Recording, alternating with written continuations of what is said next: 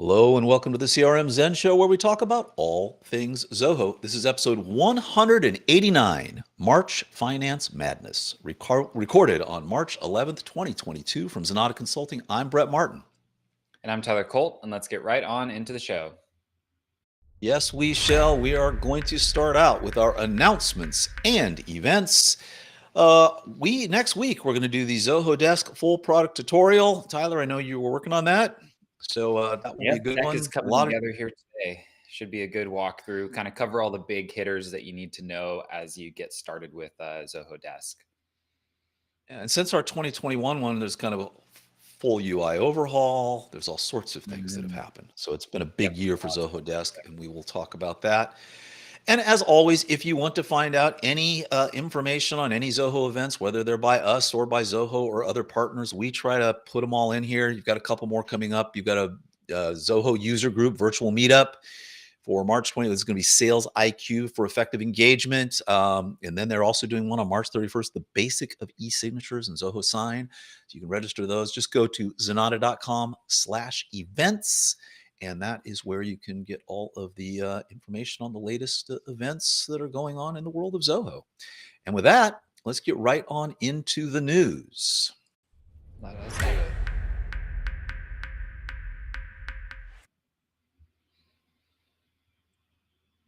All right, Tyler. Wow. We've got a lot of news. Zoho went crazy this last week.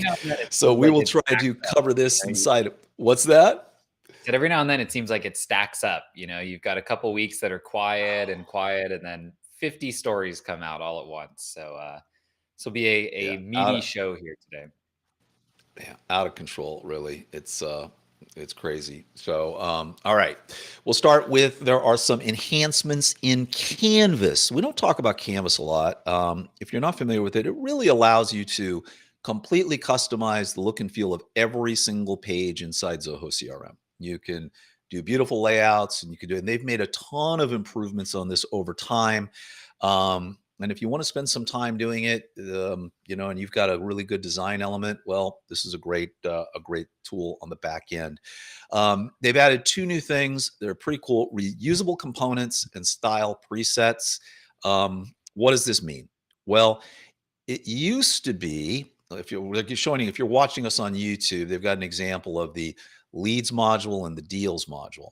And it used to be, if you wanted to have like this little particular component that was set up, you had to recreate it for every single module. You just couldn't copy it over. Well, now the example they're showing is, you've got the picture of the lead owner, and you've got her name and last time it was modified.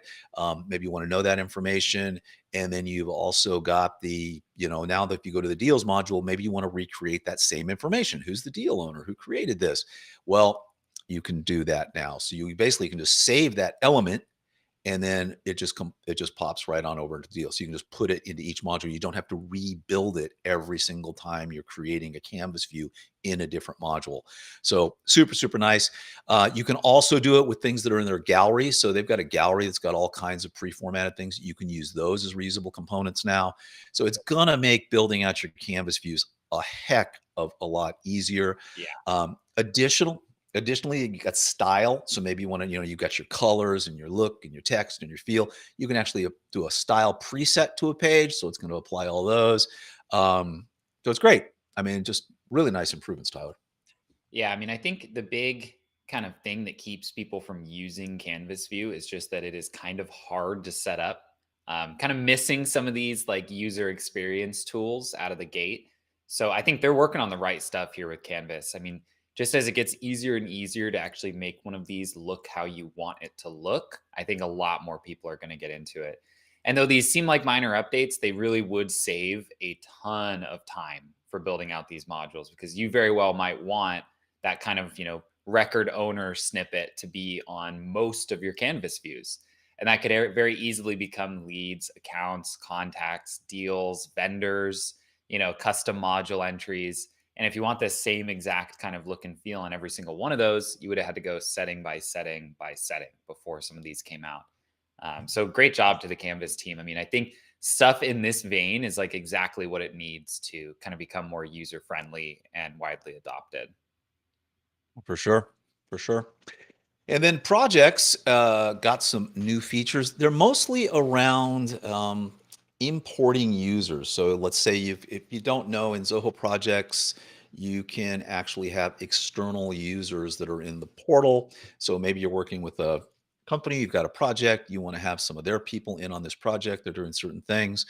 Well, if you've got a large number of people participating, you had to put them all in one by one by one.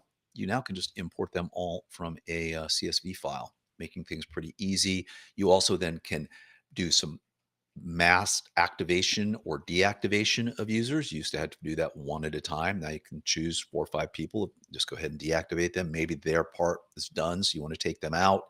And you can set a default role and profile. You've got some nice filtering, basically just some quality of life things here, Tyler. If you're using projects and you're using the portal, you've got your clients actively in there, and you've got a whole big team running it. This is going to make things a lot easier.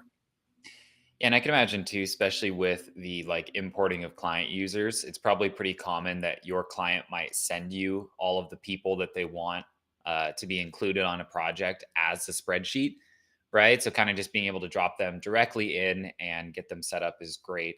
And then the little minor one there, setting a default user profile, super useful. Having to go in one by one and kind of update each individual user as you're doing that could be a bit of a pain. So again, not like, not earth-shattering updates here, but very useful ones for managing users inside of projects. And translation. We rarely talk about this. We've done a video on this before, but this is kind of cool. So in the CRM, back in the settings module, there's a thing called translations. And the kind of the purpose of translations is, let's say you want to have an English version and a French version and a German version of your of your CRM, because maybe you've got people all over the world. You actually can do that. You can go in and basically just create all these different languages and upload them and modify them. Normally, what we use it for is it allows you to change the names, system-defined fields that you normally can't change. And so they've extended this now so that you can do it for modules, subforms, and related lists. And you can go ahead and change those names now. I think that's kind of cool because you do end up with some system-defined fields in custom modules as well. So I think this is it's a good thing. Yeah, I think a big one here too that they didn't put in the big header, but it shows it in kind of like the bullets, is that you can now apply translation to pick list values. So previously you could translate the name of the pick list field, but not the actual values themselves.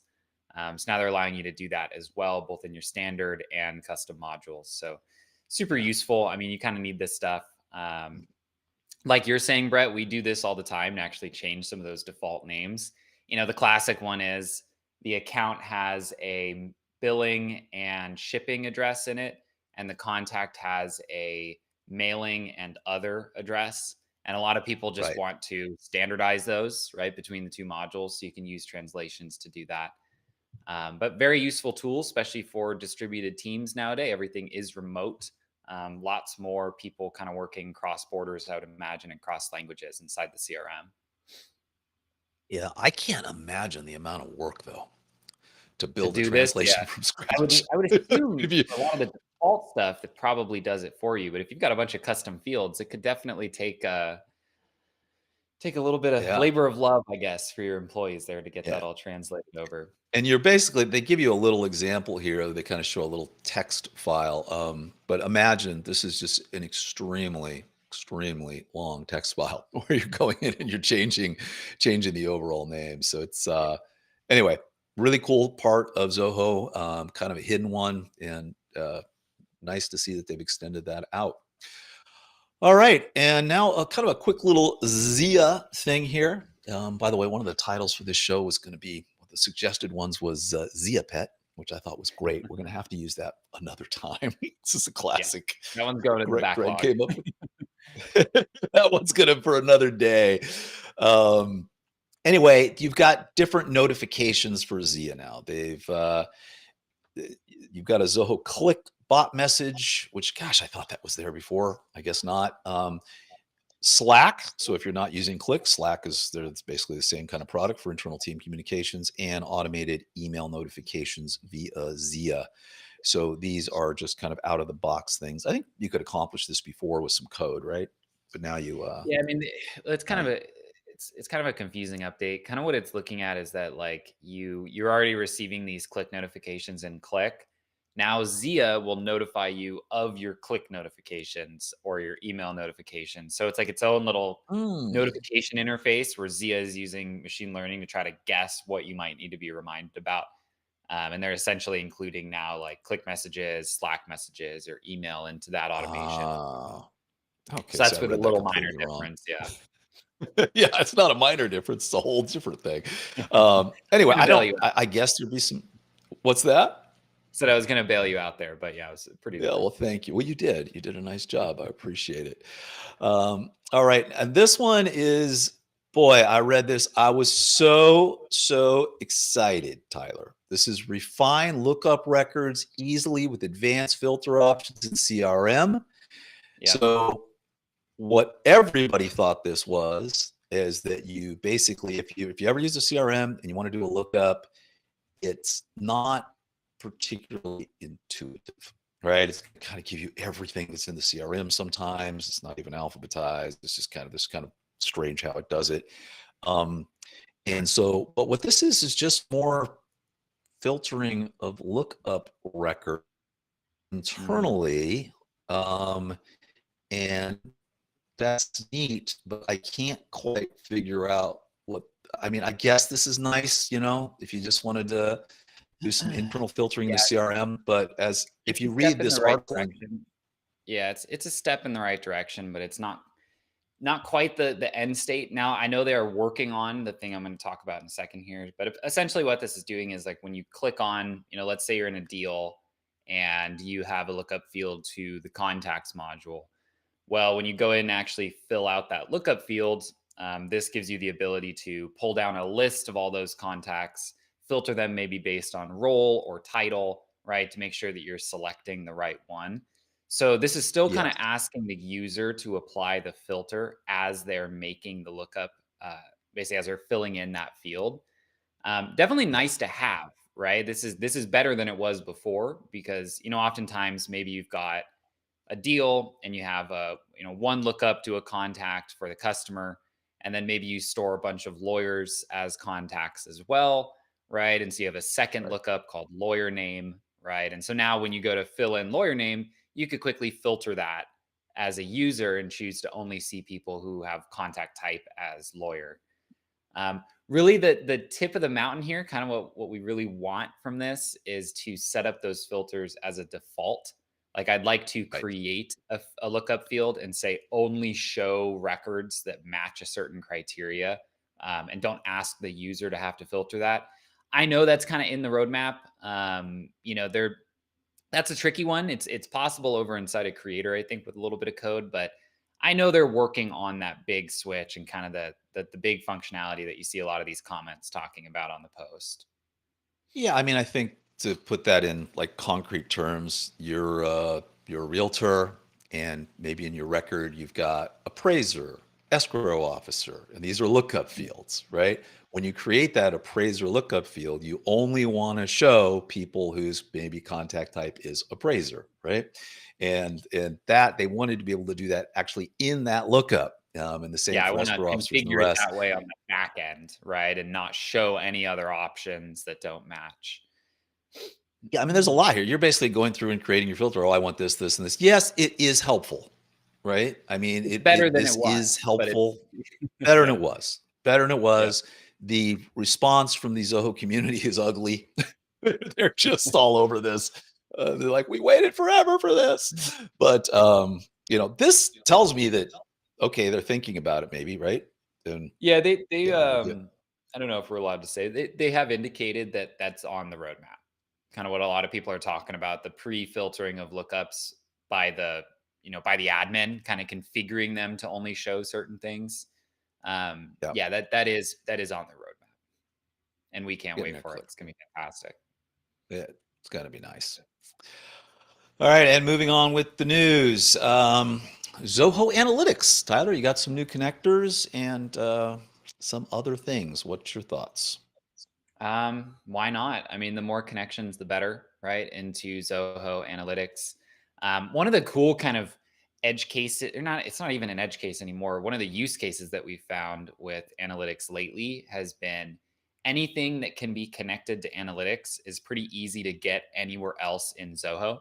Like once you've got it in analytics, you can query it and sync it and reference it in your custom code. So the more connectors, the better, right? Because now you might not have to go and use a custom API to get that data. Just recently, someone wanted to surface their ERP data inside of Zoho, and we had to talk with them and realized, well, you don't actually need to use it; you just want to see it. So let's just connect to your SQL server, pull the data over into analytics, and save 50 hours of building this crazy custom integration.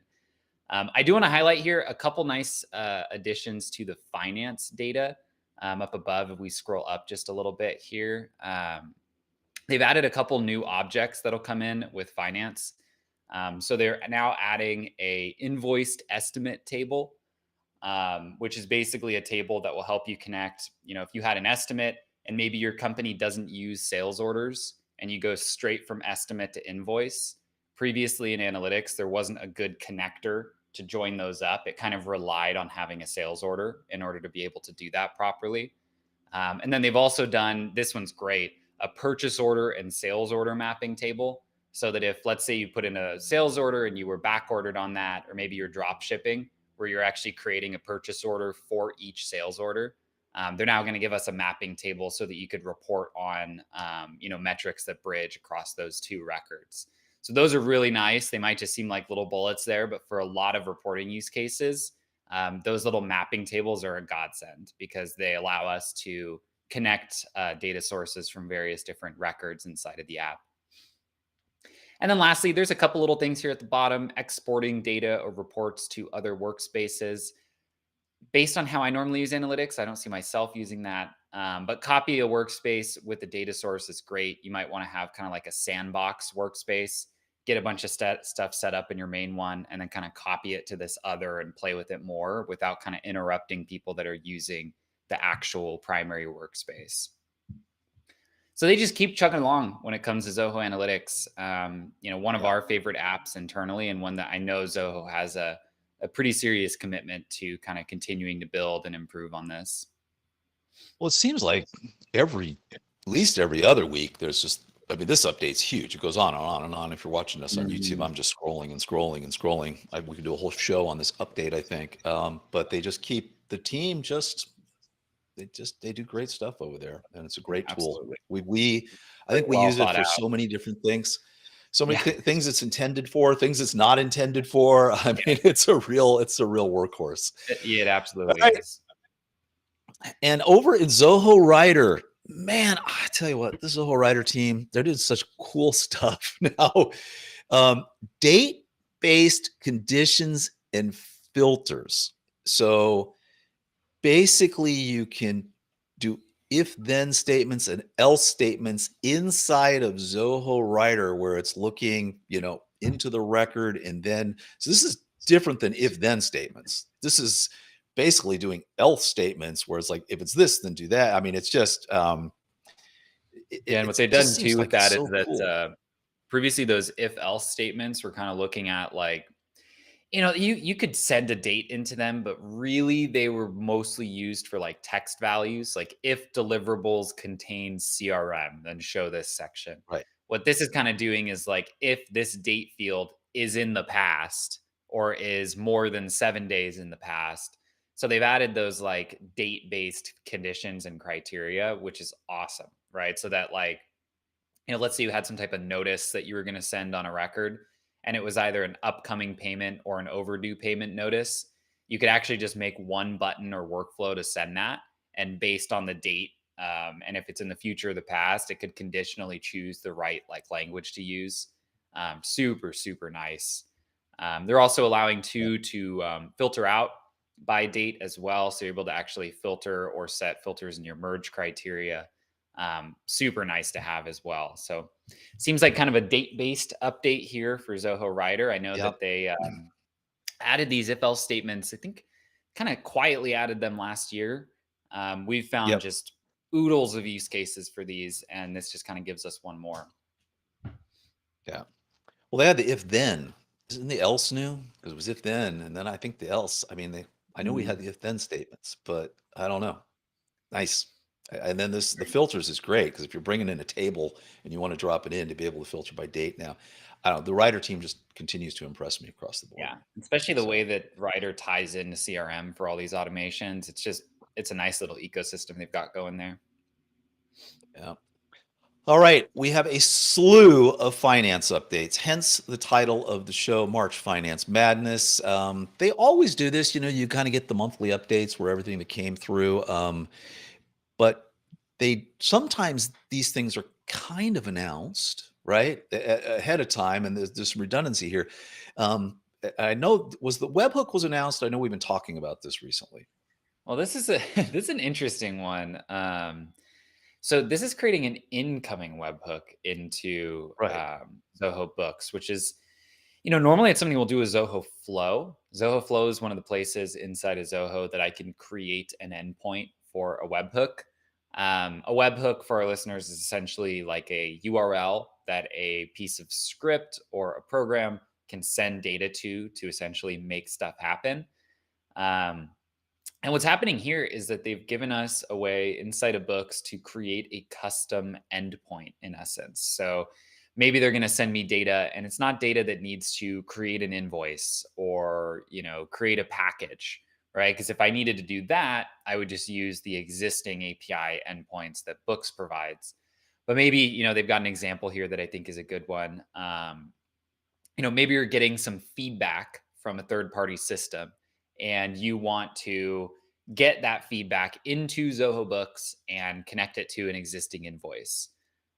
Well, the challenge with that is previously you would have had to use whichever system is sending that data and actually build out the full kind of API sequence on that side of the house. What Zoho Books is letting you do here is it's saying, hey, let's create a place for it to send just the raw data, and then you can write code in Deluge to determine what happens. So you're not having to host this process outside of Zoho. Um, Very useful, very, very, very useful. Again, you can do this with Zoho Flow already. Not everybody has that. So an excellent thing to add to Zoho Books. I'd be curious to see if they ever add that to CRM, because there's plenty of use cases where you just kind of want an easy way to get some data into an environment where you can run Deluge code on it. All right, and then a couple other additions here. So you can now upload documents from the vendor and client portal. You really weren't able to do that before. You can now do that. And if you are over in India, the unfiled GSTR-1 direct file through Zoho Books has been implemented. So you can go ahead and do that. You can now set default tax in the global edition, which is nice. This one kind of I don't get. You can now select electric as a fuel type under expenses, but only in the UK edition. Edition. You think electric cars are everywhere, man? Let's just roll this out globally. It's Yeah, it seems like one of those that's things. it's if the update is as simple as adding an extra pick list option, let's go ahead and put that in in the other versions Yeah, as well. yeah, that we definitely could use that here. So that's kind of nice for expenses. My guess is it'll be everywhere soon enough. Yeah. Right. And then along more with the finance line, Zoho inventory. Again, we see this across the board. You've got incoming webhooks into inventory now as well.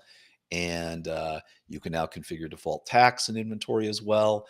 Nice little thing for Amazon global selling, US and Canada. So they've introduced a global selling enhancement. So you used to have fulfilled by Amazon, right? And I think this is now going to be fulfilled by vendor. I think they're putting in here. So it lets you manage the items you're selling, in all of the marketplaces from a single organization. So that is going to be pretty cool as well.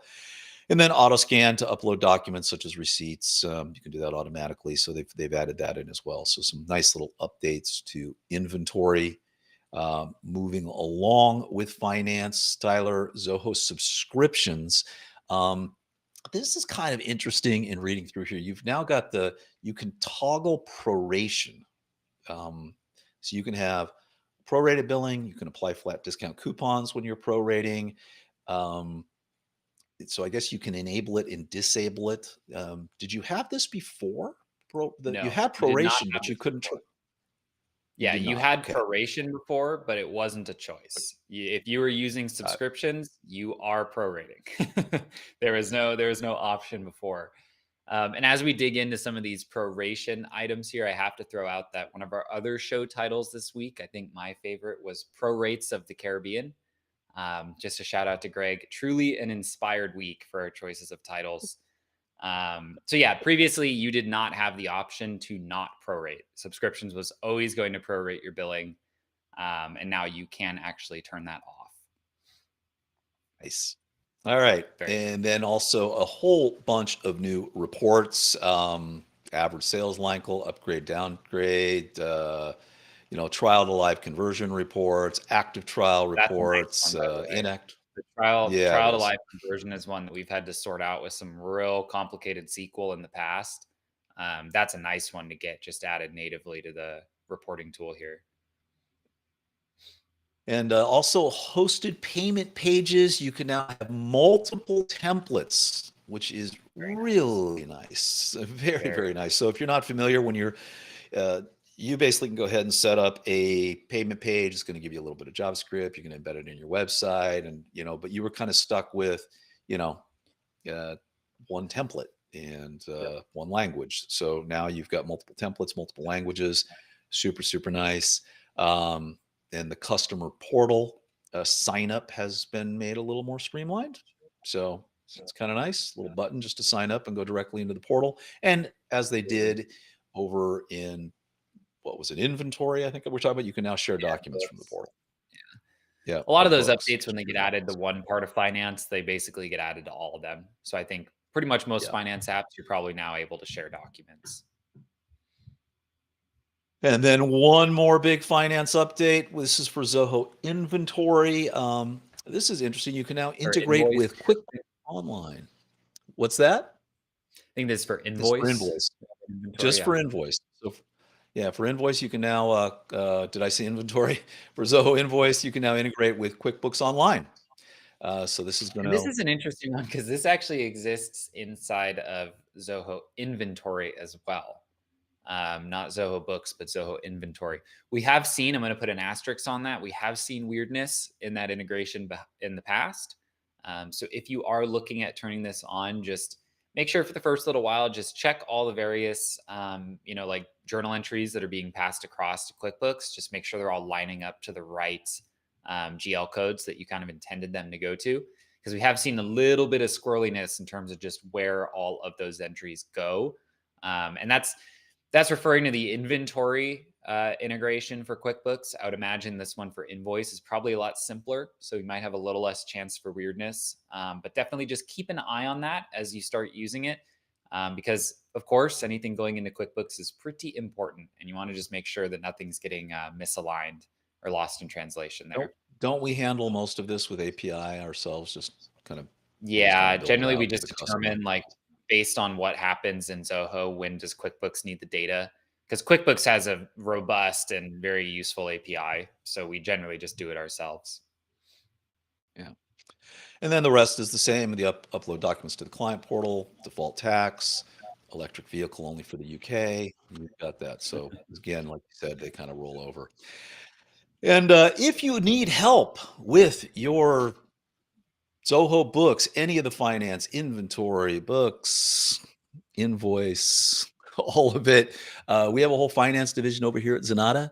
So we will do your migrations, we'll do bookkeeping, we'll do financial reviews, we'll do it all. So if you want to just head over to zenatta.com and click on our finance services tab there, you will see all of the things we can do for you. We are happy to help. All right. And with that, back to more news, Tyler. Um, Thought we were so done, but Zoho. you would have been wrong. Oh, No, we're now heading into the mobile app update section. There's a lot. We were 1, 2, 3, 4, 5, 6 more stories all on mobile. We'll burn through them quickly here. Users can now edit a meeting title while in a session on the Zoho Meeting iOS app. There Game you go. changer. Also in the Zoho Meeting app, you can now record meetings from within the Zoho Meeting iOS app. That actually is pretty cool. Yeah, no So, sarcasm on this. That is really nice. no, That's a really nice that update. that's a good one. And over in Zoho Sprints, you can now add and delete Sprints users from within the details view on the Zoho Sprints iOS mobile app. So there you go. Why not?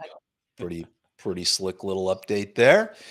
And on Zoho Projects, you can now add exact time along with start date and due date for tasks in the project's Android mobile app. Very nice. Something you would want to do. Got a kind of a cool interface for doing that. It's more complicated than it needs to be, but that's something you can do as well in the mobile app.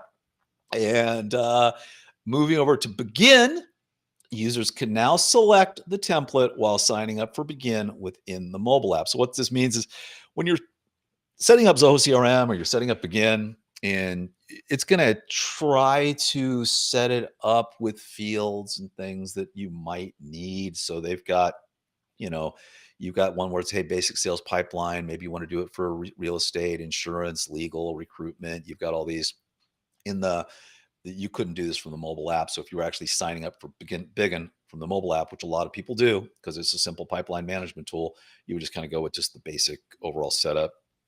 This is going to allow you to kind of have these templates, which will template it out and set it up a little more. I actually like I don't that. really notice. I do too. It's cool. I think a lot of the times when people jump into CRM, it can be really overwhelming. And when you start with a template that looks nothing like your business, it can be even more overwhelming. So even if, let's say, you pick that real estate template and it's only about 70% right, it sure is better than 0% right for what you need and gives you a nice kind of platform to build on top of. So I like that a lot. The idea of kind of introducing these templates and letting people pick them as they sign up. I think that would help people get started with the tool.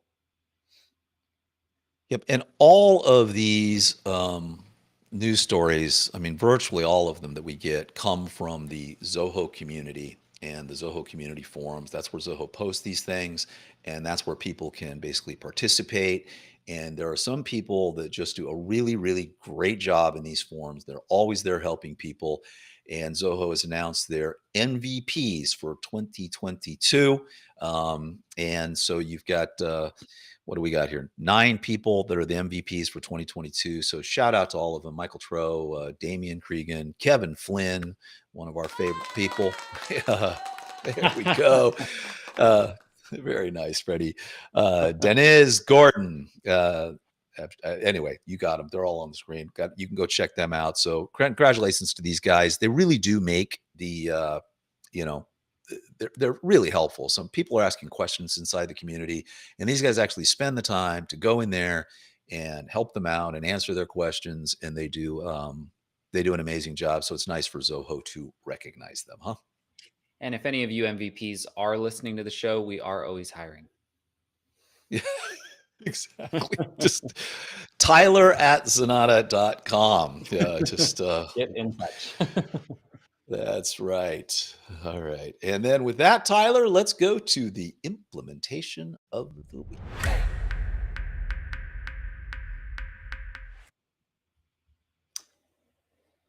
All righty. So What do we this one got? here, this is a fun one. So, oftentimes we get asked to integrate stuff that's outside of Zoho into the Zoho environment. Sometimes it's to report on it. Sometimes it's to create actual records in the CRM, so you can actually like manage a workflow around it. Or sometimes it's just to make sure that your CRM really is the place that stores all relevant information. Generally speaking, if something has a REST API, we can generally get that done. It doesn't always mean it will look exactly how we expect. Every API has its own limits, but we can generally make it work as long as they have a stable, working, and useful API. But sometimes third-party software either doesn't have a REST API, or they have an API that is just buggy or broken or inconsistent, right? And so if it is buggy and broken, we don't really want to build an integration that relies on it, because it's always going to have issues. Our client's always going to have to come back to us to get it fixed.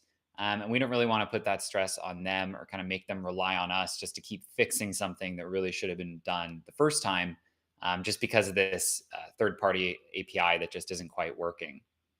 And so in this case here, what we found is that the tool that we needed to integrate, though the API wasn't good, you could very easily set up a regular scheduled email that would go out of that system with a report attached, basically as a spreadsheet. And so what the team did is basically configured a report inside of that third party tool that contained all the data that we wanted to surface inside of Zoho. And then they had the idea of scheduling that email to actually send to the CRM email parser. Now you might be thinking, all that data is in the attachment. What's a parser actually going to do with it?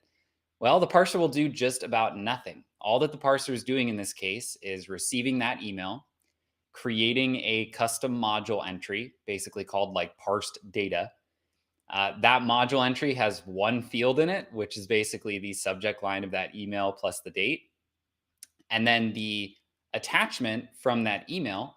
One of the cool things about the email parser is that you can actually tell it that it should take whatever is attached to the email and attach it to the record that's created by the parser.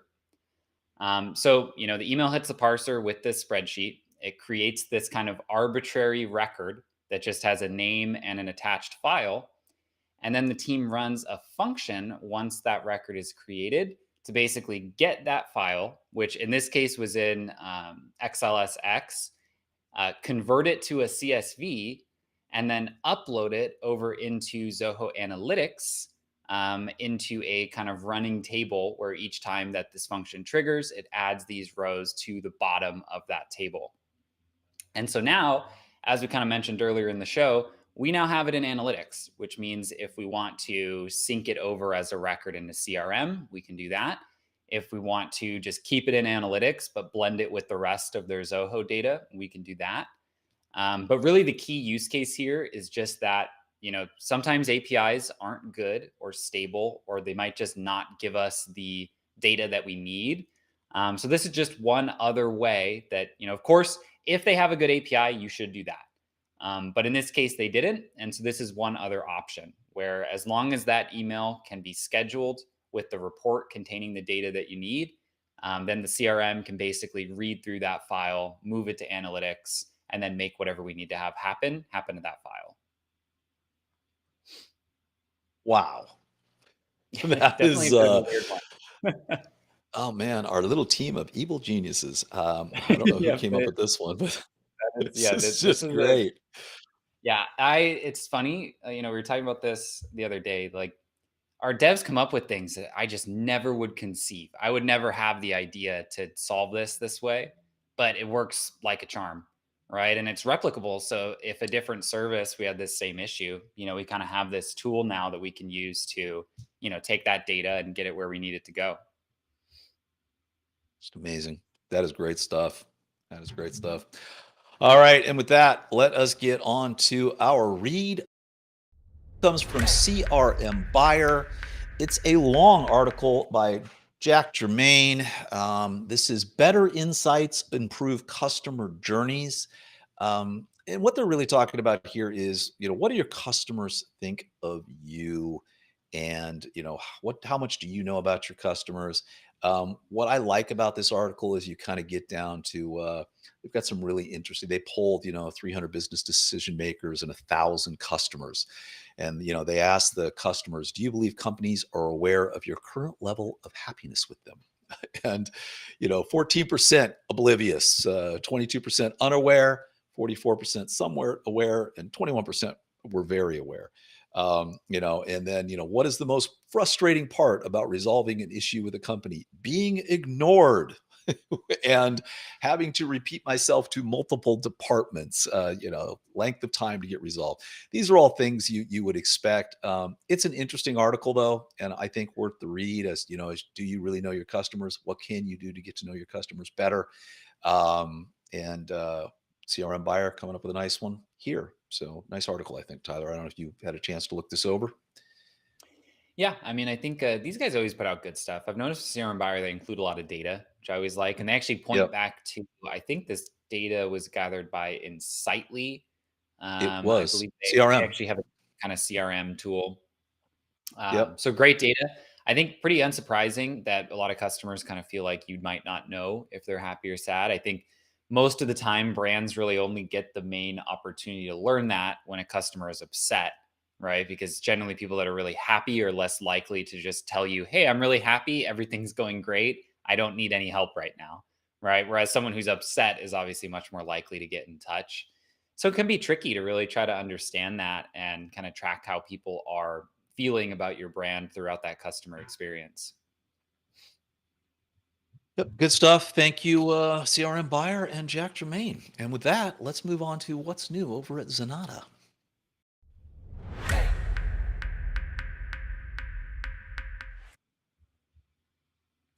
There's always so much new over here. Anyway, our article this week is Building Quality Culture in Your Organization. Um, this is kind of taken from a lot of stuff we've been doing internally and a lot of philosophies that we have, Tyler, on our organization and those kind of things as well. Um, and we recently posted up our team values, and part of that is there's a book by Patrick Lencioni called The Ideal Team Player, where he talks about what you're really looking for is someone who is humble, hungry, and smart. If you're running an organization, I think you should read it. I think you should have your employees read it. It's a very, very good book. But this is just kind of our journey, what it takes to build corporate culture. I think everybody knows what it's like when you hire the wrong person, how much damage that can do to your organization, how much time and effort goes into it, and then unwinding everything if you've got to terminate them in a period of time. So, if you can avoid those things by hiring the right people out of the gate and kind of know what you're looking for, that will help you. So, anyway, nice little overview of this here. And again, check out that book; it's worth reading. And I think we've just done a culture survey here internally, Tyler, and it came out really good. I'm pretty proud of it. And I think that so much of it goes to our leadership team and everybody in the organization. I think everybody across this organization is humble, hungry, and smart. So anyway, nice little write up on there, and worth your time. And with that, let's get to our pick of the week.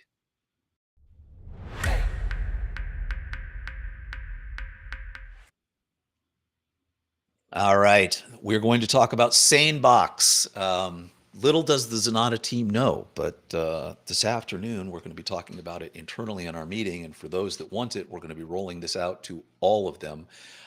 This has been life changing for me, literally life changing. I have my inbox. Everything comes into my inbox. My personal emails from like 5 or 6 different ones, my Zenatta emails, all the stuff goes into one inbox. And I'm a zero inbox kind of guy. So I will, when I leave my desk, at whatever time of night I finish up, I've got nothing in my inbox. And I wake up in the morning and I have 250 emails in my inbox. A lot of those are notifications. A lot of them are spam. A lot of them are junk. And yeah, sure, you can set up filters. You can set up filters in Zoho Mail. You can set up filters in Gmail. You can do all of those kind of things, but they kind of don't work. And sometimes they get out of control and you end up with thousands of them. SaneBox is just an absolute dead simple way to manage your email. I set this up and I woke up this morning and I had 5 emails in my inbox, and they were the only ones that were important. It will automatically take things and put them in certain folders based upon its AI, and it's got great AI. You can, rather than marking something as spam or trying to unsubscribe, they've got a thing called, I think it's called Sane Black Hole. And if you drop something into the same black hole, you will never see that email ever. It will just never make your inbox. Do not disturb. It goes on and on and on. They literally have dozens of different features that you can actually turn on your inbox. You can have attachments of a certain size and a certain type automatically stripped from emails and put into any online Dropbox, Google Drive folder of your choosing with just a link in there. There's just so many things you can do. I'll show you an example here. This is on uh, I'm on Zoho Mail here, and you can see on the side, if you're watching this on YouTube, I've got Same Later. These are things that you probably just want to look at later. They're not that important right now. The Sane Black Hole, all these junk that I just never want to see. Sane News grabs all the newsletters and drops them all in here. Sane Archive, Sane Not Spam. This one is crazy. This has saved me 3 times in the last week. So something goes into spam, Same Not Spam looks at it and says, I don't think this is spam. And it drops it in here for you to look at. All 3 times, it was perfect. It gave me it was a real email, and it was something you wanted to see. We have got a whole bunch of things we do internally where we send notifications out to all of our customers, hey, we just completed this. We just did this. Thanks for the meeting. Here's the meeting notes. I put all of those into a folder called portal emails. Anyway, it's cleaned up my mail tremendously. And it all you do is you just drag something from whatever it's into one of these folders. That's how simple it is. So, if I'm here on like Sane News and I'm like, oh, delectable. Yes, I want that to go into my favorite news. And if I just drag it into my favorite news file, from now on, everything from delectable will go into my favorite news file. And then if I'm in here, I'm like, nah, I really don't want that to be there. I can just go ahead and drag it back into Sane News. It's out of there and it comes in that way. So, I mean, it's just so easy. It keeps things clean. You can just wake up in the morning. You can just scan all of the stuff that, and go, okay, yep, I've got this. I don't need to worry about any of that. It's the best thing I've ever found for managing an inbox, period. And if you're a zero inbox person, it's great. The nifty thing about this is that when you get set up with it, you'll notice this screen here. I'm actually in my account. If you're watching this, it's got 1 of 4 emails. So if you're not me and you keep everything in separate, you can apply this to your personal email. You can apply it to your business email. You can apply up to 4 accounts, depending on the plan you're in. And super slick, super slick. They have it for teams. You can manage your entire team. You can see how much time they save. They have estimates here that, you just save so much money by not having to go through any of this. The amount of time I've gotten at least an hour a day back just by not having to manually move this stuff around, worry about filters, missing things that go to spam. Great product. Probably my favorite product I've looked at in years, Tyler. Really cool. Really cool. Yeah, I mean, it definitely seems like it does a lot, right? To basically just automate the categorization and grouping of all these various emails. It's very slick. Yeah, and the pricing is like less than $100 a year, and you just pay for it, forget it. They've got something where like you can buy a 2-year plan, like it's $150, and you've got a 2-year plan for $150. You never think about it. Yep. It's pretty cheap if you think about it, the amount of time it saves you and what it does. Great, great product. I talked to those guys twice this week. Fantastic team over there. So kudos to Sane Inbox. And before we leave our pick of the week, we kind of want to do a special shout out, Tyler, to CRMOZ. We've talked about their extensions in the past. Talk to Alexander all the time over there. He's the CEO. They are in Kyiv in the Ukraine. And they are struggling right now, as you can imagine. I reached out to them and said, is there anything we can do to help? And he says, well, we had to cut off our, Russian client. So that's freed up some time for us right now. But I'll let you know if you need help. But, these guys make great extensions. We talk about it all the time. If you want to help them out, I've got to have a link in here. You can go to the Zoho Marketplace /vendor/CRMOZ. This is all of their marketplace extensions. They've got some great ones. Maybe one of these is something you would find useful. If it is, go ahead and buy it. Help these guys out because they're a great team over there and they're going through some difficult times. Absolutely. Yes. All right. So with that, let's get to our tip of the week.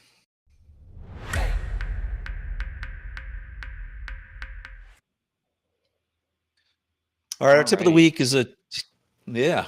Go ahead, Tyler. Yeah, so here we have, I guess this is last week we put out part one of the 7 must have CRM automations here. We were going to put out a part two, but what we realized is it kind of just does video works best if we just keep it all in one. So what we did is went ahead and kind of took the part one, just combined it with what was going to be part two and re-uploaded it here so that now all 7 of these tips are kind of surfaced for you.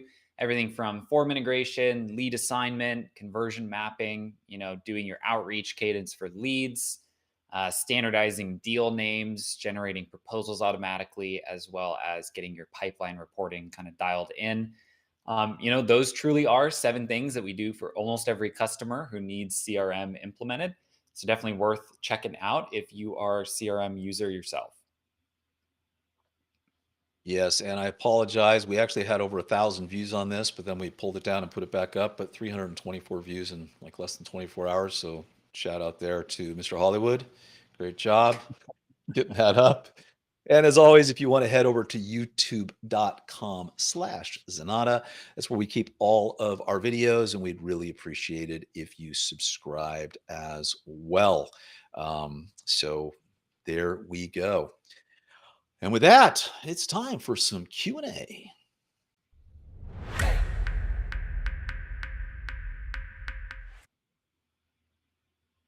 All right. So before we get to this, there is a question in the chat room, which is from Rocket X2. Best way contacts can update their own information. I'm really asking about the approval process after. Once they've updated, how should we set up checking it before it goes into the system? It's kind of an interesting one, Tyler. I mean, when I first read this, I was going to say, Zoho actually has a portal on the back end Mhm. that you could turn on. If it's just something simple, updating the contact, you could do that. We've talked about Z portals, but for an approval process, could you? I don't know if there's a way to set up an approval when someone changes something like that. Is there a way to do that? Not particularly. It would be too broad. And it wouldn't actually prevent the edit from happening. So if you had like an approval flow that triggered anytime email was updated, well, it would still make that update to email. Then it would hold it for approval. So unfortunately, even if you were to roll out the portal, you could allow your contacts to update their data. I don't think it would flow into a nice kind of approval process for you. Now, the only other way you could look at doing it is if you had a portal set up and you had contacts in that portal, maybe you don't allow them to edit the information on their contact record, but you create a custom module linked up to the contact called, information update, and they can create those records. And then those go to approval. And once approved, maybe you have a function that updates the contact with that information. So that would probably be the best way to do it is with some type of custom module entry just connected to the contact and then surface that inside of the portal. All right. And then let's go to some YouTube questions. So, got a question from Jose. After watching our Zoho Books 2020, sending estimates, sales orders, invoices from the CRM, when an invoice is made and this one has items from several vendors, how to automate purchase order creation by each vendor when the invoice is made? Deluge. It's definitely doable. We've actually done that for a client before. It just does require writing this piece of code in Deluge that basically looks at your items on an invoice, groups them up based on the related vendor, and then for each of those vendors that have been identified, creates a PO with those items. So it's definitely doable. You would just need to build that out in a little workflow and Deluge function inside of Books. All right. And then I'll go back to Rocket X2's question. Josh wrote in the chat room that you can also do this with Zoho Forms and an approval process. So, yet I another get way you. to solve that problem. Okay, and our next question comes from Steve Brown. He watched our 2021 campaigns synchronizing lists with CRM. I am working with leads and update, delete, or convert. What happens in campaigns? So,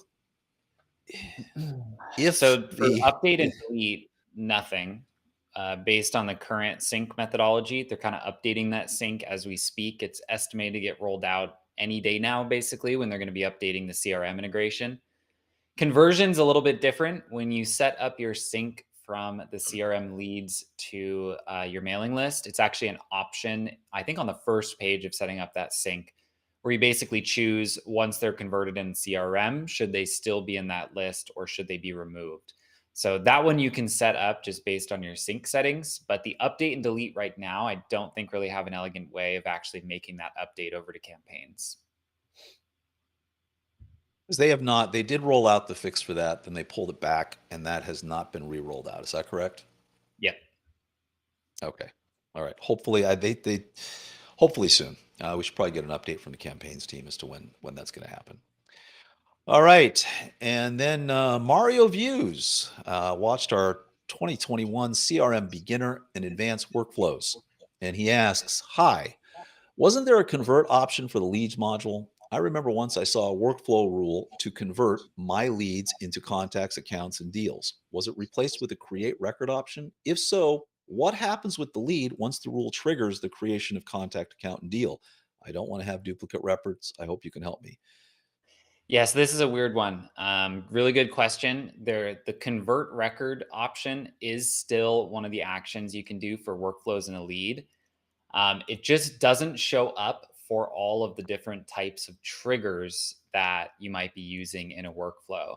So the only time that the convert record, like pre-built action, is actually going to show up is I believe, and maybe is an audit team, if you could put it in the chat if I'm wrong here.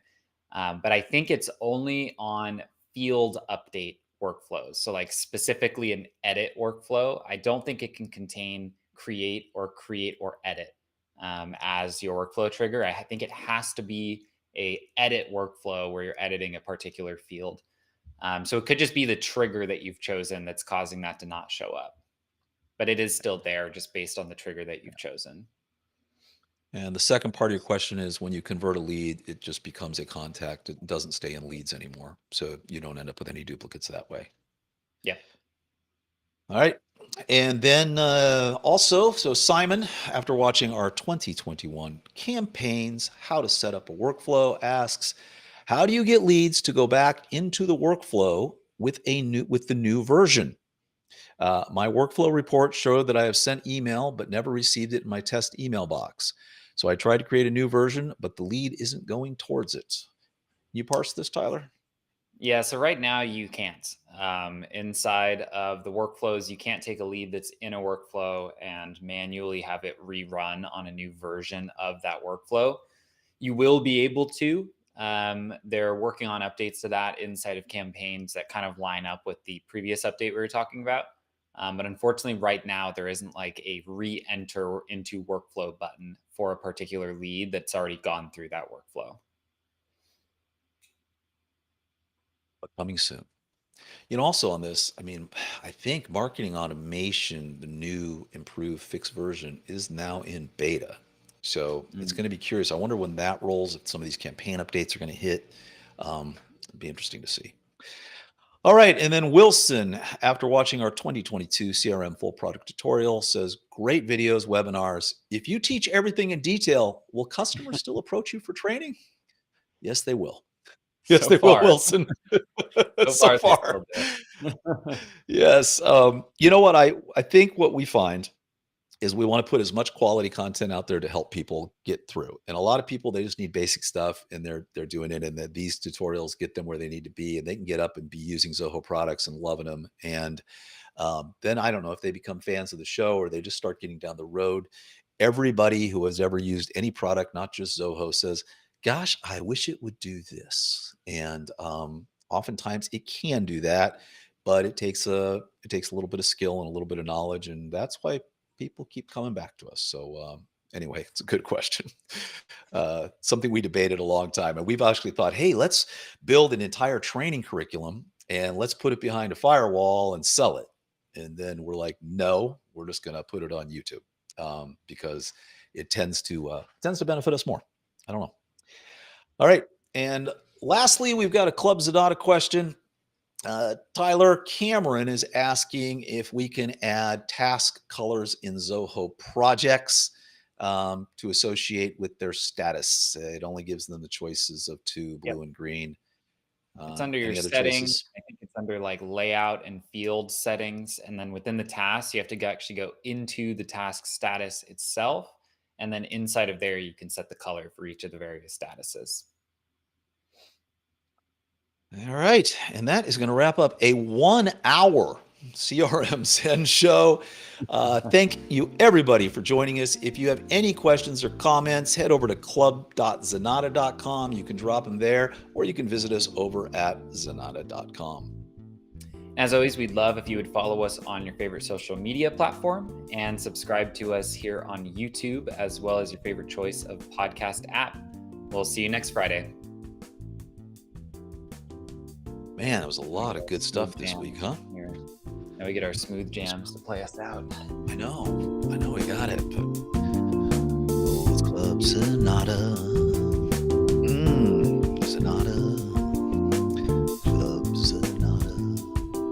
That's it, guys. Have a great week, everybody. We'll see you next Friday.